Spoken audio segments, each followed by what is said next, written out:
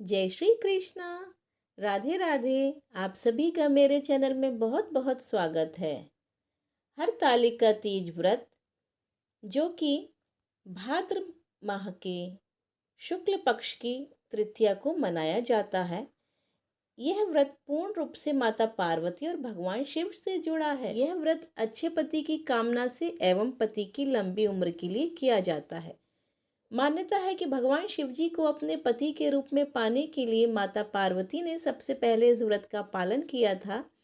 इस व्रत में पूरे दिन निर्जल व्रत किया जाता है और अगले दिन पूजन के पश्चात ही व्रत तोड़ा जाता है। इस व्रत का नाम हरतालिका तीज क्यों पड़ा, इसके लिए कहा जाता है कि पार्वती की सखी उन्हें पिता के घर से हरण करके जंगल में ले गई थी।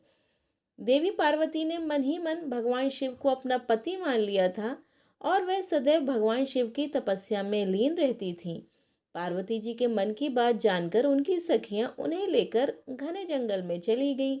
इस तरह सखियों द्वारा उनका हरण कर लेने की वजह से इस व्रत का नाम हरतालिका व्रत पड़ा। यह व्रत पूर्ण रूप से माता पार्वती और भगवान शिव से जुड़ा है। माता पार्वती ने तपस्या करके भगवान शिव को अपने पति के रूप में मांगा था। इस व्रत से जुड़ी कथा में भी इसी बात का जिक्र है। इसे कजरी तीज भी कहते हैं। इस व्रत को करना भी किसी तपस्या से कम नहीं। पूरे दिन व्रत में ना कुछ खाया जाता है और ना पानी पिया जाता है और इस व्रत का पारण अगले दिन किया जाता है। व्रत के दिन शाम को कथा कहकर यदि आप सहन नहीं कर पा रहे हैं तो फल आदि ग्रहण किए जा सकते हैं। इस व्रत में कथा सुनने का विशेष महत्व है। शाम को पूजा कर कथा सुनी जाती है, फिर रात को जागरण किया जाता है। इस व्रत में मिट्टी के शिव पार्वती की पूजा होती है। माँ पार्वती को बांस की डलिया में सुहाग का सामान अर्पित किया जाता है।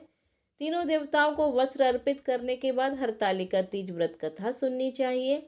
व्रत की कथा इस प्रकार है। कथा के अनुसार माता पार्वती ने भगवान शिव के लिए कठोर तपस्या की।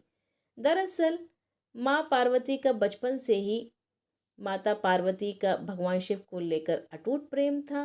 माता पार्वती अपने कई जन्मों से भगवान शिव को पति के रूप में पाना चाहती थी। इसके लिए उन्होंने हिमालय पर्वत के गंगा तट पर बचपन से ही कठोर तप शुरू कर दिया था। माता पार्वती ने इस तप में अन्न और जल का त्याग कर दिया था।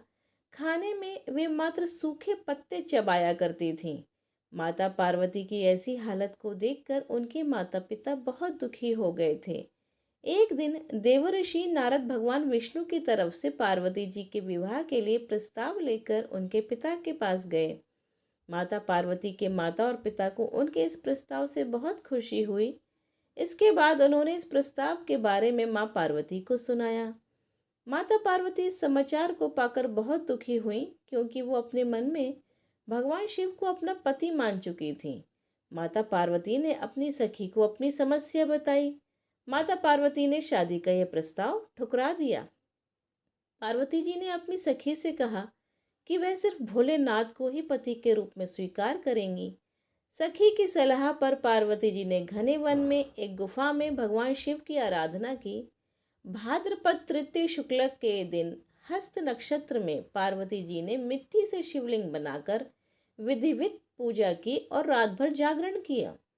पार्वती जी के तप से खुश होकर भगवान शिव ने माता पार्वती को पत्नी के रूप में स्वीकार कर लिया था। कहा जाता है कि जिस कठोर तपस्या से माता पार्वती ने भगवान शिव को पाया, उसी तरह इस व्रत को करने वाली सभी महिलाओं के सुहाग की उम्र लंबी हो और उनका वैवाहिक जीवन खुशहाल रहे। माना जाता है कि जो इस व्रत को पूरे विधि विधान और श्रद्धा पूर्वक करती हैं, उन्हें इच्छा अनुसार वर की प्राप्ति होती है। जय श्री कृष्णा। बोलो पार्वती मैया की जय। शिवजी भगवान की जय।